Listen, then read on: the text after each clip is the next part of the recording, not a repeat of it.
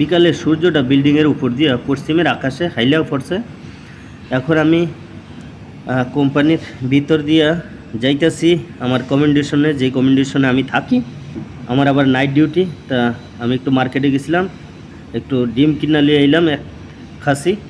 কারণ night duty করলে energy জাতীয় খাবার খাওয়া লাগে, আর যদি এনার্জি জাতীয় খাবার না খায় তাহলে শরীর দুর্বল হয়ে যায়। তো যাই হোক, যারা এই প্রবাসে আয়া নতুন অবস্থায় কোন যে জামুগা বালা লাগে না, আরে ভাই এরকম বালা আমাকেও লাগে নাই। একটু ধৈর্য ধরেন, একটু কষ্ট করেন। দেখেন সারা রাত কইরা কাম কইরা এখন দুপুরের খাবার না খাইয়া মার্কেটে গিয়া কিছু খাইয়া এই বাজার করে এলাম। তা ভাই আপনি সুখে যদি থাকতে চান তাহলে একটু ধৈর্য ধরতে হইব।